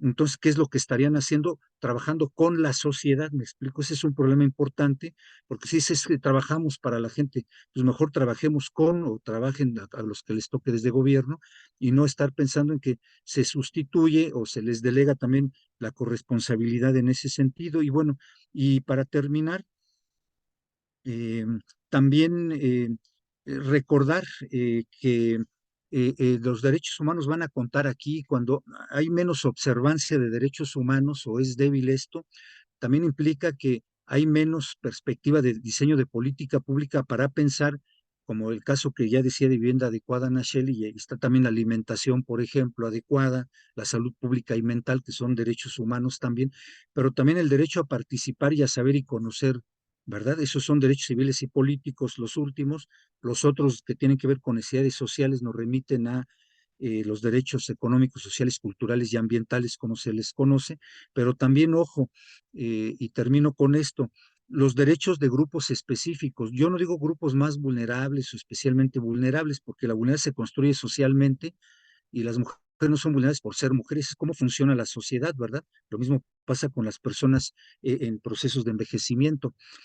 Hay la Convención de Derechos de la Mujer contra las formas de discriminación, pues la Convención de Derechos del Niño, este convenio 169 de pueblos indígenas. Cuando hay desastre en zonas indígenas y rurales, queda más invisibilizado y prácticamente hay investigaciones que lo han documentado, ni siquiera vuelven a la normalidad en que se tuvieron su gran desastre en sus escalas locales, comunitarias, sino que hay incluso retrocesos y por eso hay procesos de desplazamiento en el territorio nacional o fuera de él. Ya pasó en Honduras, en fin, no es algo exclusivo de nosotros, pero sí quería enfatizar esto también de que el enfoque de derechos no solo es como para que quede como principio de una ley en un programa y tal, sino cómo se está aplicando, porque eso también es un factor que contribuye a la vulnerabilidad y la persistencia de los daños y necesidades lesionadas, afectadas. Gracias. Muchas gracias a ambos por sus respuestas y a la maestra Ángeles por la pregunta. Y de la pregunta anterior, Nos dice el doctor Milton que no pudo escribir en el chat, pero que muchas gracias por las respuestas a la doctora Nacheli y al doctor Daniel, y muchas felicidades por la publicación del libro. Había levantado la mano Eduardo Velázquez, no sé si anda por ahí. Sí, doctora, aquí estoy. Adelante, para después darle la palabra al doctor Julio César. Buenas noches, gracias por el conocimiento que nos comparten. Eh, Mi pregunta, han tocado ya varios compañeros, parte de mi pregunta, ¿verdad? La maestra María de los Ángeles y otros compañeros. Eh, Apenas leía yo un artículo que decía que el gran porcentaje de los asentamientos en Acapulco está en zonas irregulares y son asentamientos irregulares. Entonces ahorita te llega el huracán y se hace todo un caos, ¿no? Todo un desastre. Mi pregunta ya, porque la había yo formulado con varios puntos, pero ya fueron contestados anteriormente. Mi pregunta sería específicamente la academia, en este caso la UNAM, el Politécnico, este tipo de investigaciones, ¿qué tanto puede, con la publicación de este libro, un ejemplo, exigirle a los tres niveles de gobierno que no solamente se vaya al discurso, a un falso discurso, porque yo así lo he llegado a determinar, un falso discurso donde los desastres, también ya se mencionó, pueden ser prevenidos desde asentamientos, desde diseños, desde planificaciones, cosas que no hay, porque a veces las mismas barrancas, los mismos cerros están siendo habitados y no hay una legislación o no quiere haber una legislación que actúe y que corrija eso. Entonces, ¿qué tanto la academia puede poner un punto en la llaga y decir, esto es necesario? Esa es mi pregunta, doctores. Gracias.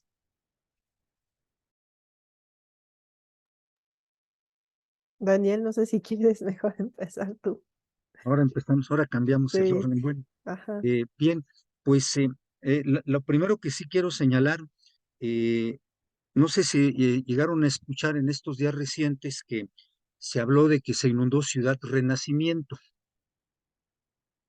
Les platico brevemente. Esa zona, esa colonia, asentamiento regular, vamos a llamarle así, nace a partir de que se desaloja a familias de lo que entonces se conocía el anfiteatro, empezando los años 80 aproximadamente, la parte alta de Acapulco. El argumento del gobierno federal y estatal en esa época es que estaban contaminando la bahía, los asentamientos que allá arriba en la montaña.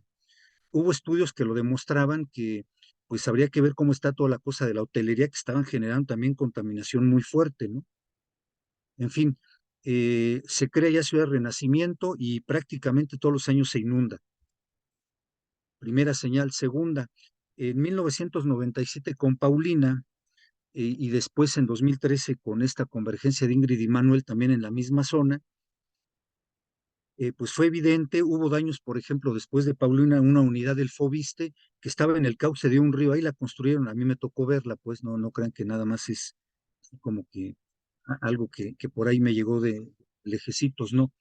Y en varias partes de donde hubo escurrimientos importantes había construcciones plenamente regulares, ¿verdad? Bueno, eh, otro aspecto, en 2013 recordarán las imágenes de unidades habitacionales inundadas en Acapulco. Hay varios estudios también que documentaron y demostraron que, aún habiendo atlas de riesgos del municipio, plan de desarrollo urbano con restricción de usos y ocupaciones en ciertas zonas, precisamente por cauces de ríos, en fin, de escurrimientos de montaña, y sin embargo, a ciencia y paciencia, ¿verdad? Ahora sí que de mercado inmobiliario formal, con constructoras, financiamiento del Infonavit, en fin, se construyó donde no se debía y recordarán esas imágenes, ¿verdad? De aquella época. Entonces, ¿qué quiero decir con esto? Para pasar luego a la otra parte de la pregunta, que me parece importante tener cuidado cuando hablamos de asentamiento irregular, casi siempre prevalece o por lo general, pues, la idea de que hay problemas jurídicos, no hay tenencia regular, hay ocupación de asentamientos populares o espontáneos, en fin, hay varias categorías con las que se han definido en los estudios urbanos, pero que también hay que considerar cómo están funcionando los mercados de suelo, quién dirige y quién controla ciertos procesos de ocupación, con qué interés político, en fin, porque si no parecería que hay una especie de autovictimización y se fue a ocupar un lugar de alto riesgo, pues por falta de conciencia o algo parecido, pero por eso hago estas acotaciones que me parece pertinente no perderlas de vista. Y para cerrar esto de asentamientos irregulares, el edificio Nuevo León, que como sabemos fue un caso de los más emblemáticos en Tlatelolco en 1985, contaba con todas las de la ley. Fue el proyecto aquel de algo así como tipo regeneración urbana que iba a abarcar prácticamente desde Tepito hasta San Lázaro. Era un proyecto muy grande, se quedó entre Insurgentes y Reforma nada más el proyecto de vivienda, más de 12,000 viviendas. Pero ¿qué ocurrió ahí? Había ya demandas de vecinos de que se recimentaran varios edificios de Tlatelolco, el tipo C, como el caso del Nuevo León, no se concluyó. El otro tipo C, el llamado Presidente Juárez, perdón, sobre una calle que se llama Lerdo, ¿verdad? Ese sí se logró terminar, pero había un problema muy fuerte. Ahí estaba la discusión de que el gobierno federal decía, pues ya me tengo que deshacer de estos edificios porque no me voy a hacer cargo ya del mantenimiento, ¿verdad? De un problema técnico y hasta político.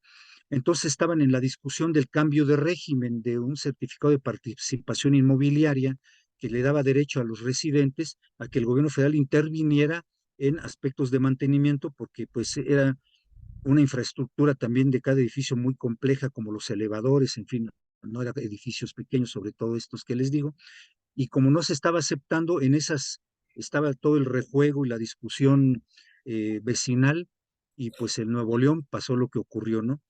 Entonces, es un edificio bien construido, digamos, en su momento, con todas las de la ley, mecánica de suelos, en fin, todo lo que quieran. Se puede decir que en otro sentido, este caso, como el de Acapulco y las unidades habitacionales inundadas, perdón, ocurrió que asentamientos regulares también son vulnerables, ¿verdad? Valga la paradoja del asunto.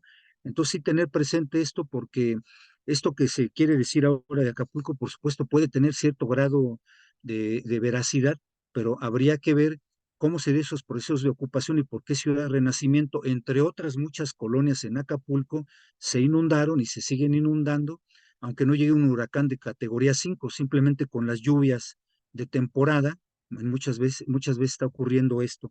Bueno, y sobre la academia, pues quizá no podamos exigir de manera directa, ¿verdad? Me parece que esto se mueve en el ámbito ciudadano, en fin, de población, sectores que exijan respeto a sus derechos. Nosotros podemos proponer en un momento, pues, exponer evidencias de problemas como esto que se está platicando, de tal manera de que, pues, se haga caso, ¿verdad?, a planteamientos de carácter propositivo, lo mejor fundamentados posible, en fin, pero ahí sí ya difícilmente podríamos exigir, ¿no? No quiere decir que no lo podamos hacer, pues sería una condición más de ciudadanía, digamos, ¿no? Porque si no también nos pondríamos como que fuera de los problemas sociales que también nos afectan, en este caso, lo que hemos platicado acá, ¿verdad? De desastre y recuperación. Gracias. Pues yo solo agregaría de esto que desafortunadamente, pues nosotros no tenemos una incidencia directa, pero lo que sí tenemos es la posibilidad de poner ciertos temas en la agenda pública. Y yo creo que para nosotros un aspecto fundamental de este y otros materiales que hemos hecho en nuestro seminario es un poco como, o sea, poner materiales que pongan el dedo en la llaga, precisamente. Porque lo que queremos decir es, oigan, no se vale que México, con el nivel de vulnerabilidad que tiene y con el nivel de exposición que tiene, no tenga un marco de recuperación. O sea, ¿cómo es posible, no? ¿Cómo es posible que todo este sufrimiento evitable no se evite? Y simplemente dejemos así como que, bueno, pues ya veremos, ya a ver qué pasa, ¿no? Y bueno, y sobre el tema de los asentamientos irregulares, yo nada más quiero reiterar algo que dijo Daniel, que es muy importante. Una gran parte de los daños que se documentan no son sobre asentamientos irregulares, son sobre asentamientos que por alguna razón tiene una combinación de factores que los hacen vulnerables. Por ejemplo, esta es una de las cosas que se discute mucho en las comisiones de resiliencia sísmica. Las mayores vulnerabilidades no están fuera de la ciudad, están dentro de la ciudad, en áreas que tienen, por ejemplo, o sea, que están construidas con códigos de construcciones que consideraron escenarios de exposición mucho más laxos de lo que tenemos ahora, o que tienen alguna otra condición. Por ejemplo, que son edificios a los cuales, supongan, hacen una tiendita abajo, ¿no? Y la tiendita quita una columna. Eso en urbanismo se llama plantas activas, plantas bajas activas. En el momento en que los vecinos tratan de denunciar que hay un tercero que está haciendo alteración de elementos estructurales, buena suerte. No hay una sola instancia en el gobierno de la Ciudad de México en la cual uno pueda denunciar una cosa así. Y entonces, por ejemplo, allí, ¿qué pasa?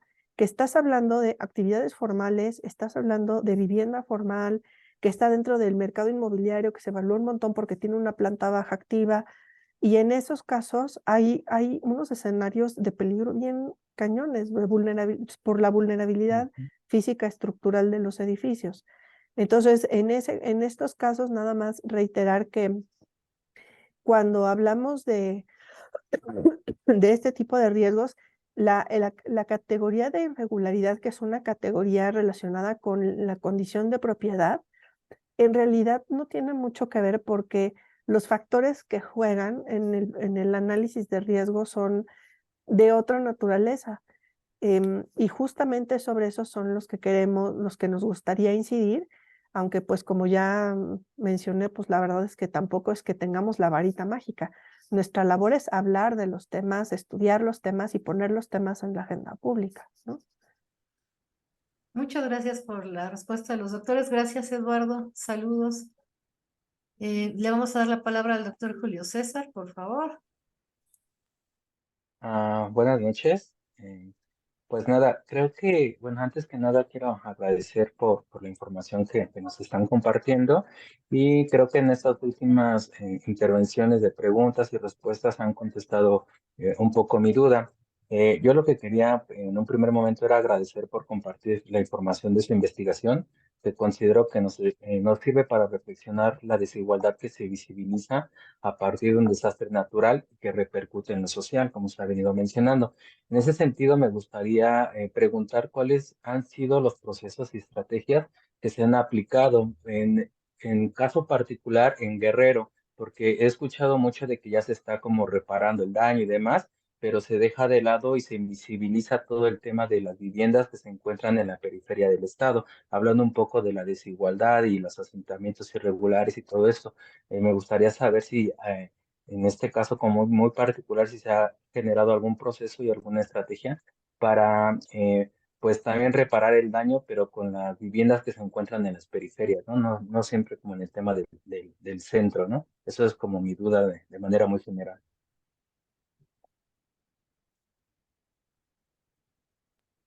Daniel, ¿quieres empezar? Sí, estábamos en la versión de participación, sí.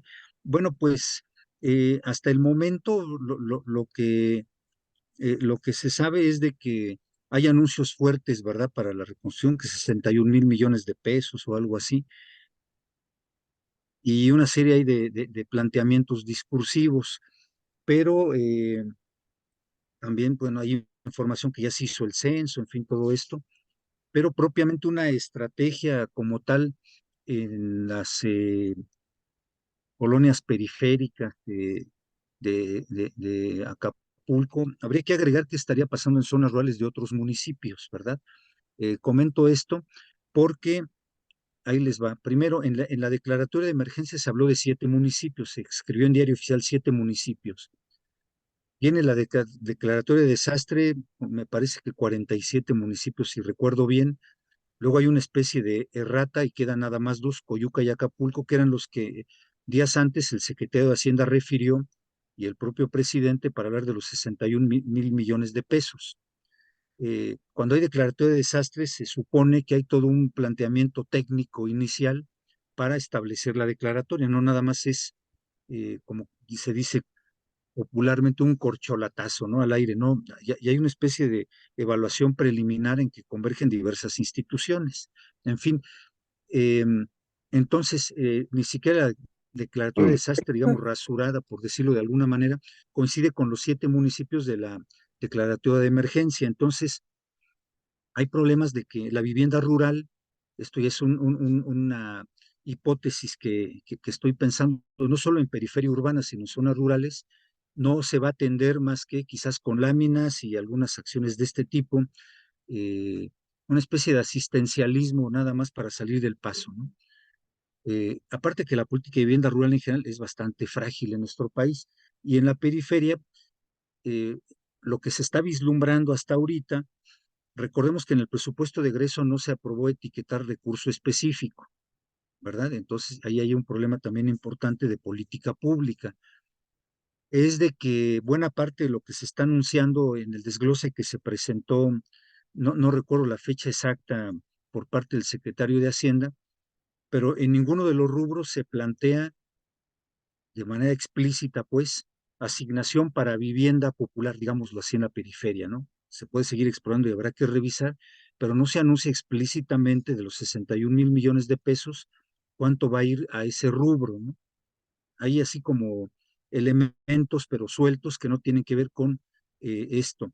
Y para terminar, pues recordemos que está habiendo más relación institucional con las corporaciones hoteleras que con pobladores. También ese es otro factor importante, la interlocución con las víctimas eh, de las comunidades. Hasta este momento no se conoce que esté habiendo plena disposición para un acercamiento directo y conocer sus necesidades, los problemas y cómo se podrían resolver. Digamos, el escenario todavía está un tanto volátil, pero son las tendencias que en este momento se están observando. Gracias. De esto yo quisiera agregar una cosa. En las reglas de operación del fondo que existe, en el ramo 23, hay una parte de estas reglas de operación en las cuales se señala que cuando se acredite que la persona está pues en una condición, le llaman de pobreza multidimensional, va a poder acceder a ciertos recursos de reconstrucción de lo que está contemplado en ese fondo, que son 18,000 millones de pesos, o bueno, eran 18,000 millones de pesos. Para este año y para el año que entra, eso es lo que quedó más o menos presupuestado. ¿Eso qué implica? Que si tuviéramos un desastre, llamémosle de los 1,000 comillas comunes, lo que tendríamos en un año promedio, ¿no? Estas personas podrían acceder hasta un cierto monto en caso de que su vivienda se declarara como en pérdida total, que equivale, está puesto en UMAS, pero equivale más o menos a unos 140,000 pesos. En caso de que hubiera una pérdida total, dependiendo de cómo se dictaminara la pérdida, el daño, perdón, no es una pérdida, sino el daño de la vivienda, se podría acceder a diferentes montos, ¿no? Esto tiene varios problemas. El primer problema es que obviamente cuando tenemos este nivel de afectación de vivienda, pues eso, o sea, es inconmensurablemente pequeña esa cantidad para la cantidad de daño que hay. En una reunión en la que estuvimos en Sanapred precisamente se hablaba de que el número de viviendas dañadas era de 220,000. O sea, no tenemos ni idea, ¿no? O sea, es difícil imaginar esa cantidad de vivienda dañada y por supuesto eso hace que ese fondo, esa provisión económica sea muy poquita, sea muy chiquita para este nivel de destrucción. Y el otro problema que tenemos es que si bien en todas las políticas de atención a desastres, sin duda hay que establecer prioridades y que por supuesto una prioridad importante es las personas que viven en pobreza, pues esto realmente lo que hace es solucionarte una parte del problema, porque lo que estás viendo son afectaciones no de pobreza, sino en materia de vulnerabilidad. ¿Qué quiere decir eso? Que son personas que a lo mejor no caen dentro de la categoría de pobres cuando tenían la vivienda, pero sin la vivienda pierden mucho de lo que tenían como activos y entonces van a caer en pobreza. Entonces, si tú no atiendes esta población, lo que vas a generar es que caiga en pobreza porque su activo principal, que es la vivienda, y que además eso le suma que ya no tienes medios de vida, pues va a estar en una situación económica tal y en una situación, en una condición social que es muy susceptible a tener pérdidas muy graves, que aunque antes no las tenía, pues ahora sí las va a tener. Entonces, yo creo que esos matices en la forma en la que planteamos las reglas de operación de los programas son precisamente en lo que nos debimos haber fijado cuando fue toda esta discusión de que si el fideicomiso sí o no, y esa discusión no se dio, y por lo tanto, muchos de estos errores que ya venían del fideicomiso nunca se arreglaron, y ahora que no tenemos además fondos suficientes para un evento catastrófico, pues menos, ¿no? Muchas gracias, doctores, muchas gracias, doctor Julio. Y tenemos nuestra última participación, que es de Eduardo y de Miguel, o de Eduardo o de Miguel. Hola, buenas noches. Nada más quería preguntar, saber, ¿en dónde se va a conseguir su libro? El libro está en línea, de hecho no nos autorizaron edición impresa, solo tenemos edición digital. Entonces, ahorita les pongo la liga del libro donde lo pueden descargar.